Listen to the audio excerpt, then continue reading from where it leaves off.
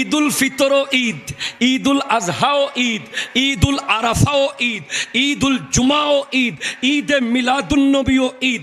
ঈদ ঠিক আছে, উদযাপনের নিয়ম ভিন্ন ভিন্ন। তোমাদের ঈদের নামাজ কই? বলে বলে কিনা বলো না? ঈদুল ফিতরে তো নামাজ আছে, ঈদুল আজহায় তো নামাজ আছে। ওরে বোকা, ঈদে মিলাদুন্নবীর নামাজ কই? যখন কোনো যুক্তিতে পারে না এটা মারে। ওরা মনে করছে আমরা বোধহয় এমনে এমনে বসে আছি।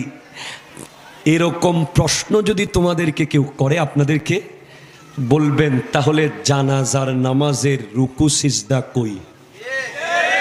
কথা কর না, ঠিক কিনা বলেন না? তাশাহুদ কই? আজান কই? একামত কই? তো ফজরের নামাজে রুকু সিজদা তাশাহুদ আজান একামত আছে, জুহরে আছে, মাগরিবে আছে, আসরে আছে, এশায় আছে, জানাজাই তো নাই। তো জানাজাকে নামাজ কেন বলছো? ঠিক কিনা বলেন বলেন? তো উত্তর আসবে, ভাইরে জানাজার নামাজও নামাজ, পাঁচ ওয়াক্ত নামাজও নামাজ, সবগুলার মূলে নামাজ ঠিক আছে, কিন্তু পড়ার নিয়ম ভিন্ন ভিন্ন। তো ঈদুল ফিতরও ঈদ, ঈদুল আজহাও ঈদ, ঈদুল আরাফাও ঈদ, ঈদুল জুমাও ঈদ, ঈদে মিলাদুন্নবীও ঈদ। ঈদ ঠিক আছে, উদযাপনের নিয়ম ভিন্ন ভিন্ন। কথা কর না? এখন বলবে আচ্ছা তাহলে ওই দিন তো নবীজি রোজা রাখছে, তোমরা কেন হাসো? বলে কি বলে না? উত্তর দিবেন, ভাইজান নবীজি আর উম্মত যে এক নয় সেটা প্রমাণ করার জন্য আমরা হাসি। আমাদের দেশে সুযোগ পাইলেই নবীজিকে আমাদের কাতারে নিয়ে আসতে চায়। এরকম কিছু ভদ্র ভদ্র মানুষ আছে না? কয় উনি আমাদেরই মতো, এই সেই। তো আমাদের মতো হলে ওনার জন্য তাহাজ্জুদ ফরজ ছিল, আপনি তো তাহাজ্জুদ জানেনও না কিরকম করে পড়তে হয়। ওনার জন্য সোমে বেসাল ছিল, লাগাতার 40 দিন রোজা, আপনি তো 2 দিনও রাখতে পারবেন না। ঠিক কিনা জোরে বলেন না? তো আমি যদি কিছু অর্জন করি, খুশি কি আমি হব না পরিবার হবে? যে আমি কি বলবো আমি এটা পাইছি, আমি এটা পাইছি। ধরেন আপনি এ প্লাস পাইছেন, আপনি কি মাইক নিয়ে বলবেন আমি এ প্লাস পাইছি, আমি এ প্লাস পাইছি, আমি এ প্লাস পাইছি? কে বলবে? যে পরিবার, আত্মীয় স্বজন। ঠিক কিনা বলেন না? আপনি এলাকার একটা গুরুত্বপূর্ণ দায়িত্ব পেয়েছেন, আপনি কি মানুষের কাছে গিয়ে বলবেন ও ভাই ইয়েন ওই তো? কে বলবে? যে কর্মীরা, এলাকাবাসী। ঠিক কিনা বলেন না? তো নবীজি রাহমাতাল লিল আলামিন, নবীজি এত শানওয়ালা নবী হয়ে দুনিয়ার জমিনে আগমন করেছেন। তো ওনার খুশিতে কি উনি খুশি হয়ে খুশি উদযাপন করবে? উনি শুকরিয়া করবে, আমরা খুশি উদযাপন করব। সুবহানাল্লাহ জোরে বলেন। এই জন্য নবীজি সোমবারে রোজা রাখতেন। জিজ্ঞেস করা হয়েছিল সুইলা রাসূলুল্লাহ সাল্লাল্লাহু আলাইহি ওয়াসাল্লাম আন সাওমিল ইসনাইন, নবীজি বলছেন ফিহি উলিত্তু। সোমবারে কেন রোজা রাখেন? নবীজি বলছেন সেদিন আমি জন্মগ্রহণ করেছি, সেজন্য আমি রোজা রাখি। আজকে অনেক মানুষ আমাদেরকে বলে নবী তো মিলাদ করে নাই, আপনারা কেন করেন? আরে বোকা, নবী মিলাদ করে নাই, তুমি কেমনে জানলা? কিতাব খোলো, বুখারী খোলো, মুসলিম খোলো, নাসাই খোলো, আবু দাউদ খোলো, তিরমিজি খোলো, ইবনে মাজাহ খোলো। আমার নবী বলছেন ইন্নী ইনদাল্লাহি মাকতুবুন খাতামুন নবিয়িনা ওয়া ইন্না আদামা লামুনজাদিলুন ফি তিনাতিহি, আমি আল্লাহর কাছে শেষ নবী হিসেবে লিপিবদ্ধ ছিলাম।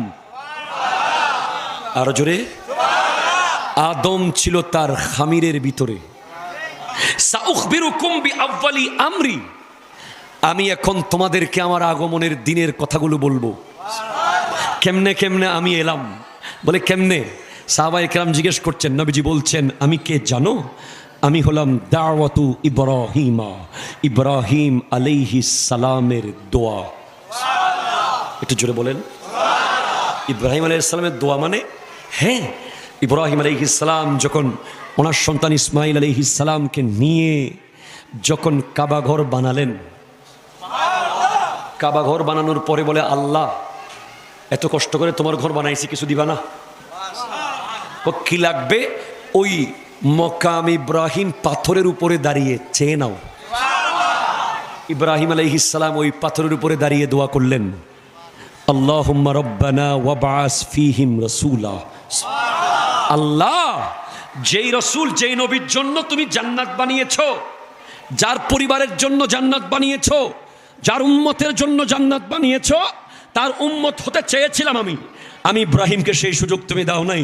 তবে আরেকটা অনুরোধ তুমি রাখিও, আল্লাহ তোমার ঘর তো বানাইছি কষ্ট করে বাপ পুতে মিলে, ওই রসুলটাকে আমার বংশ দিয়ে একটু পাঠাইও। ছুরিকে জিজ্ঞেস করতেছে, তুই কাটতেছস না কেন? তখন ছুরি বলতেছে, আপনি পুরেন নাই কেন? সুবহানাল্লাহ জোরে বলেন না।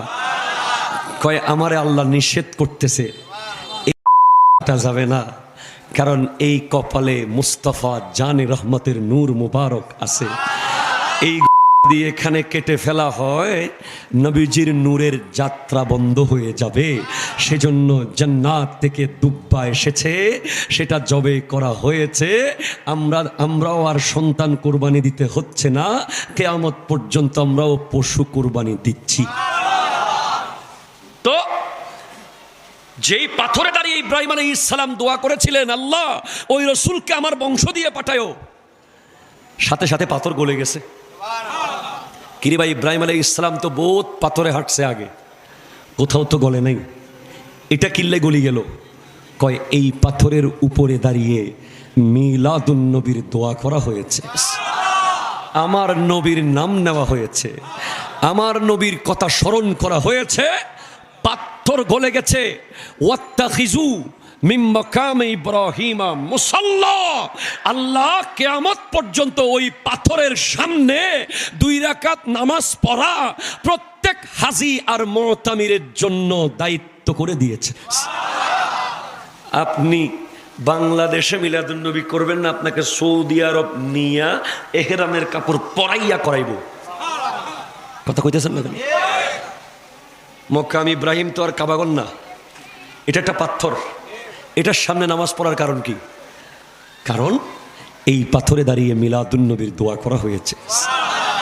আরো জোরে বলেন সুবহানাল্লাহ। ভাই, অসুবিধাটা কোথায়? মিশরের আল আজহার বিশ্ববিদ্যালয়ে বাংলাদেশের শত শত ছাত্ররা পড়ে কি পড়ে না? লক্ষ লক্ষ স্টুডেন্ট মিশরে আল আজহারে। আলিয়া বলেন, কৌমি বলেন, আহলে হাদিস বলেন, লামাজহাবি বলেন, আহলে সুন্নাত বলেন, প্রত্যেকের সন্তান মিশরে আছে না নেই? এই বছর মিশরের দারুল ইফতা রাষ্ট্রীয় ফতোয়া বিভাগ থেকে মিলাদুন নবীর পক্ষে ফতোয়া দেওয়া হয়েছে। তো বাংলাদেশে না বেদাত করতেছে, তো গোটা মিশর যদি বেদাতি হয়ে যায়, তো আপনার সন্তান মিশরে পড়বে কেমনে? বেদাতির কাছে পড়বে কেমনে? ইয়ামানের জুলুস আপনি দেখেন, অবাক হয়ে যাবেন। মনে হচ্ছে মানুষ না, এগুলো কোটি কোটি, শুধু মানুষ আর মানুষ। কেনিয়ার জুলুস আমার মোবাইলে আছে, ঘানার জুলুস আমার মোবাইলে আছে, ইন্দোনেশিয়ার জুলুস আমার মোবাইলে আছে, আফগানিস্তানের জুলুস আমার মোবাইলে আছে, ইউকে ইউনাইটেড কিংডম আমার মোবাইলে আছে, আমেরিকা আমার মোবাইলে আছে। এতগুলো মানুষ কোনোদিন ভুলের উপরে এক হতে পারে না, ঠিক কিনা যদি বলেন? গোটা বাংলাদেশের যত অত্যাচার আমরা সহ্য করেছি, গোটা পৃথিবী যত অত্যাচার মানুষ সহ্য করেছে, আমার নবীর 63 বছর জিন্দেগিতে যে কষ্ট এবং অত্যাচার নবীজি সহ্য করেছেন, পৃথিবীর সব মানুষের কষ্টকে এক পাল্লায় দিলে নবীর একদিনের কষ্টের সমান হবে? হুজুর কি বলেন, হবে না? না, কেন? 3টা বছর নবীজিকে শিয়াবে আবি তালিব পাহাড়ে বন্দি করে সামাজিক বয়কট করেছে আরবের মানুষ। 1 গ্লাস পানি পান করতে দেয় নাই, কারোর সাথে 1 মিনিট কথা বলতে দেয় নাই। নবীজিকে এমনভাবে পাথর মেরেছে তায়েফের মানুষ, গিয়ে গোটা শরীর মোবারক বেয়ে গিয়ে পায়ের তলা মোবারকের সাথে লেগে জুতা মোবারক যখন খুলেছেন চামড়ার তলা মোবারক উঠে গিয়েছিল। শেষ সময়ে নবীজির নুরানি কদমের নিচে দাগ দাগ হয়ে গিয়েছিল।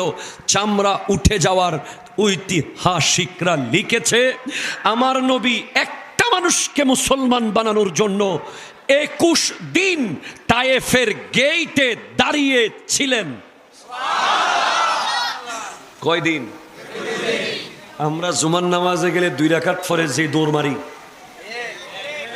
কথা বলেন, কথা বলেন, মনে হয় বাইরে যেতে পারলেই বোধহয় আমি একটা দেশ জয় করে ফেলতে পারবো। ওইভাবে মসজিদ থেকে বের হয়ে যায় আমরা, ধৈর্য হারা হয়ে গেছি, সবর নাই। মসজিদে জুমার নামাজকে ট্রেডিশনাল একটা অনুষ্ঠান বানিয়ে ফেলেছি, নামাজ ফিল করতে পারি নাই, ঠিক কিনা বলেন না? নামাজকে যদি ফিল করতে পারতেন মসজিদ থেকে আপনি বের হতেন না। আর আমার নবী কি করেছেন? 21 দিন তায়েফের গেইটে দাঁড়িয়ে আছেন সাহাবাদেরকে নিয়ে।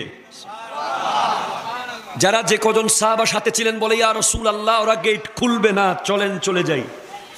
3 দিন, 4 দিন, 5 দিন, 10 দিন, 20 দিন। নবীজি বলে, তারা যতদিন গেট না খুলে আমি দাঁড়িয়ে থাকবো, ইসলামের দাওয়াত দিয়েই যাব। লাস্টে গেট খুলেছে, খোলার পরে তারা তাদের পালা কুকুর, ভয়ঙ্কর কুকুর পালতো তায়েফের লোকেরা, সেগুলো নবীজির দিকে ছেড়ে দিয়েছে। নাউজুবিল্লাহ বলেন। কুকুরগুলো আমার নবীকে চিনে কি চিনে না? মানুষ চিনলাম না, মানুষ হয়ে চিনলাম না, বনের পশু চিনে গেল। কুকুরগুলো দৌড় দিয়েছে, গিয়ে যখন কাছাকাছি এসেছে রাহমাতাল্লিল আলামিনের চেহারা দেখেছে, সাথে সাথে সিজদা অবনত হয়ে কুকুরগুলো ইউ টার্ন নিয়ে তাদের মালিককে কামড়ানোর জন্য দৌড়ে চলে গেছে। আমার দয়াল নবী সেখানে ইসলামের দাওয়াত দিয়েছেন, দিয়েছেন, দিয়েছেন। বাবা, এত কষ্ট আমাদের কারো বাপ চাচাকে কি 70 টুকরা করে কলিজা বের করে চাবাইছে কেউ? নিউজ পাই নাই যে কলিজা কাঁচা বের করে চাবাইছে। আমার নবীর চাচা হযরতে আমির হামজা রাদিয়াল্লাহু তাআলা আনহু, যিনি ওই জাত ছিলেন যেদিন হযরত ওমর ফারুকে আজম ইসলাম কবুল করেছেন। সেদিন হযরত ওমর বলে, ইয়া রাসূলুল্লাহ, আমরা কি সত্যের উপরে না মিথ্যার উপরে? নবীজি বলছেন, আমরা অবশ্যই সত্যের উপরে। তাহলে আর গোপনে গোপনে দাওয়াত দেব না, চলেন ওপেন কাবাঘরের সামনে গিয়ে আল্লাহর একত্ববাদের ঘোষণা দেব।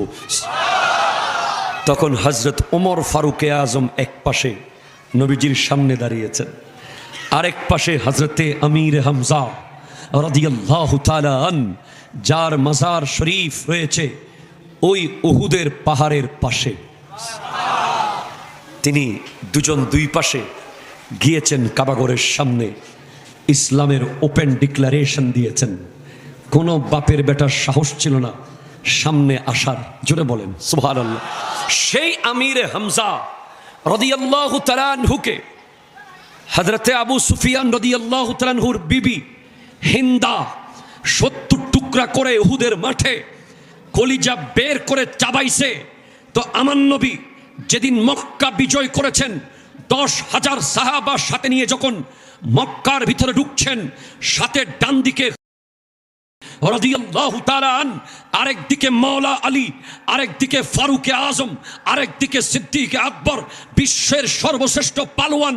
নবীর ডানে বামে সামনে পিছে নবীজি চাইলে মুহূর্তের মধ্যে যারা নবীজিকে বন্দী করেছিল, যারা নবীজিকে ঘর ছেড়ে যেতে বাধ্য করেছিল, যারা নবীজিকে পাথর মেরেছিল, যারা নবীজিকে শান্তিতে থাকতে দেয় নাই, তাদের ঘর পারত, ঠিক কিনা কথা বলেন? তাদের প্রত্যেককে ধরে ধরে টুকরো টুকরো করে ফেলতে পারতেন। আমার নবী হযরতে আবু সুফিয়ান রাদিয়াল্লাহু তাআলা আনহুকে বলছেন মুস্কি হেসে, আপনাকে আমি ক্ষমা করে দিয়েছি। ওনার বিবি হিন্দাকে বলছেন, আপনাকেও ক্ষমা করে দিয়েছি। আপনি শুধু আমার সামনে চেহারাটা দেখাবেন না, আমার চাচার কথা মনে পড়ে যাবে। আরবের প্রত্যেকটা কাফের তর তর করে কাঁপছিল, আজকে কিনা কি হয়ে যায়। মুহাম্মদ সাল্লাল্লাহু আলাইহি ওয়াসাল্লাম সমস্ত পাওয়ার নিয়ে এসেছে? না, আমার নবী কাবাগরের সামনে দাঁড়িয়ে সমস্ত কাফেরদেরকে সেদিন মাফ করে দিয়েছে। আমরা কি মুসলমান নই? আমরা কি আমার নবীর অনুসারী নই? অনুসারী যদি হয়ে থাকি, ক্ষমতায় যারা ছিল, ক্ষমতায় যারা আসবে, ক্ষমতা থেকে যারা যাবে, ক্ষমতায় আবার আসবে, তারা যেন কখনো প্রতিশোধ না নেয়, জুলুম না করে। সবচেয়ে বড় প্রতিশোধ হলো মাফ করে দেওয়া। ঠিক কিনা? কথা জোরে বলেন না। নবী এসেছে, ক্ষমা এসেছে। ঠিক কিনা বলেন? মিলাদুন নবীর প্রোগ্রাম থেকে আমি এই মেসেজ দিয়ে যাচ্ছি। অবশ্যই আপনার সাথে জুলুম হয়েছে, হবে, হচ্ছে। কে জুলুম যে করেছে তাকে একবার বুঝান, দুইবার বুঝান, তিনবার বুঝান, তওবা করার সুযোগ দেন। ঠিক কিনা? এটাই মিলাদুন নবীর শিক্ষা। সুবহানাল্লাহ, জোরে বলেন। আল্লাহর রশি হলো আমার দয়াল নবী। সুবহানাল্লাহ, জোরে বলেন। এখানে আঙ্গুল কয়টা? তিনটা আঙ্গুল না? কথা কোন? তিনটা। এই যে এটা সবচেয়ে বড়, এটা একটু, এটা আল্লাহ সবার উপরে, মাঝখানে আমার নবী, নিচে আমরা উম্মত। জোরে জোরে বলেন সুবহানাল্লাহ। আমার নবী আল্লাহ থেকে নেয়, আমাদেরকে দেয়। তো ডাইরেক্ট এখানে যাইয়েন না। কথা বলেন। আমাদের দেশে কিন্তু ডাইরেক্ট ফাটি আছে না? কই মাঝখানে আল নবী ওলি বাত আছে, আছে, আছে ভাই। ডাইরেক্ট যদি কাপ্তাই থেকে লাইন দেন আপনাদের বাড়িতে, ওইদিকে সুইচ দিলে এইদিকে বাতিগুলো থাকবে? কথা বলে না। ডাইরেক্ট আপনি বলতেছেন আমি এলাকার চেয়ারম্যান মানুষ, বৈদ্যুতিকের হাম্বা থেকে আমি, খুঁটি থেকে আমি লাইন নেব না, আমি ডাইরেক্ট কাপ্তাই থেকে নেব। তো কাপ্তাইয়ের ভোল্টেজ কি আপনি লোড নিতে পারবেন ভাই? পারবেন? পারবেন? এত বেশি পাওয়ারফুল, ওইদিকে সুইচ দিলে এদিকে সব ফুটে যাবে। তো আপনাকে কাপ্তাইয়ের মেইন জায়গা থেকে আগে আনতে হবে। এই এলাকার নাম কি?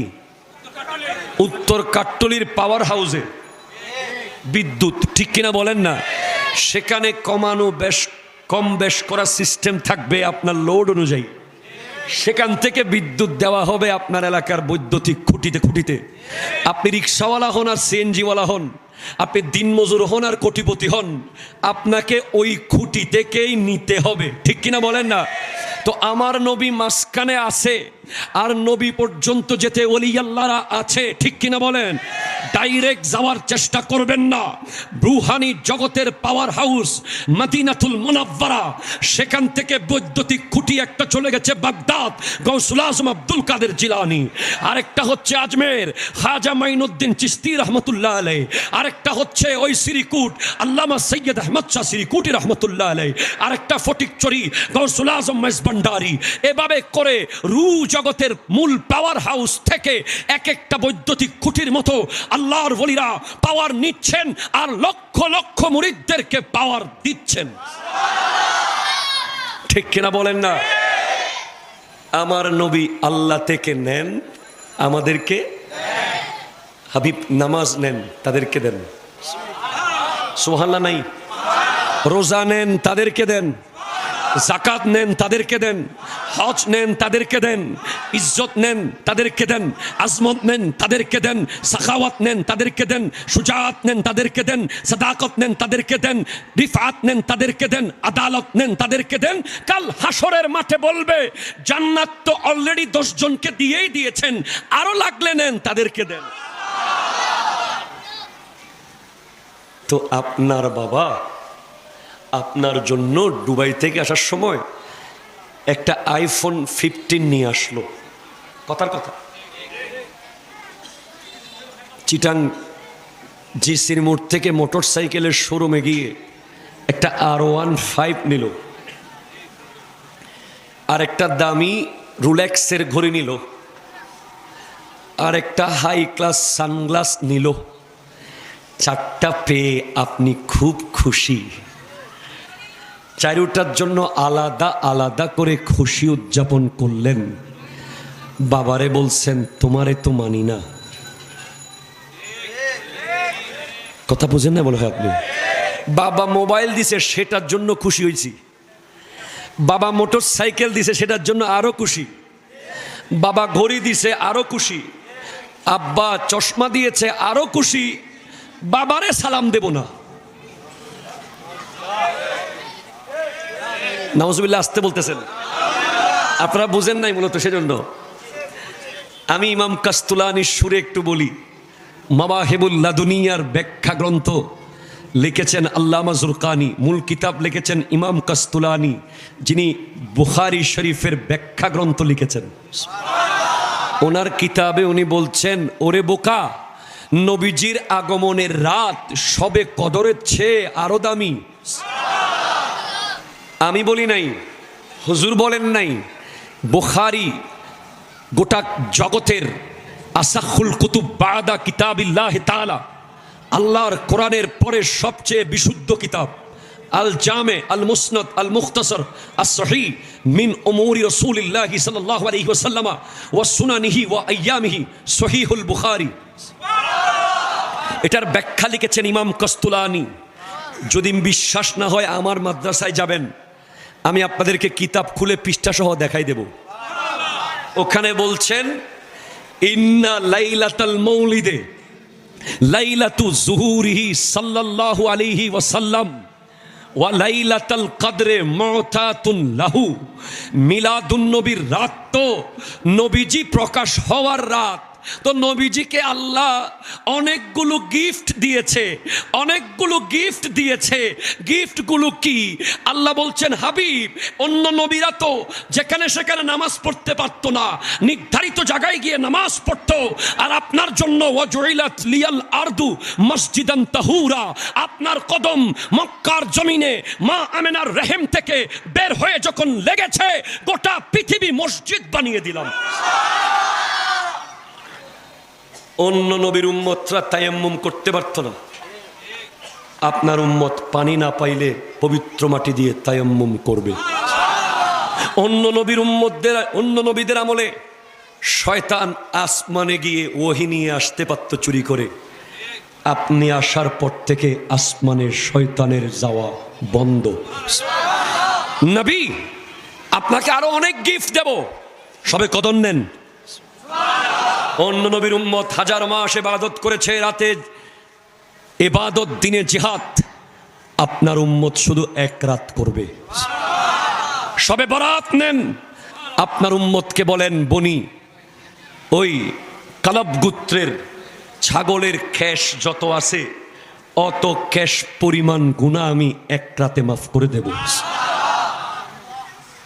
মেরাজ নেন, একটা ডেট নেন, ইয়মে আরাফা, একদিন রোজা রাখবে আপনার উম্মত, 1 বছর আগের গুনাহ মাফ, 1 বছর পরের গুনাহ মাফ। এইভাবে এতগুলো গিফট পেলাম, সবগুলো পেয়ে খুশি। যিনি আনলেন তারে মানি না। ঠিক কিনা বলেন না? বলেন না? ব্যাপারটা এমন না।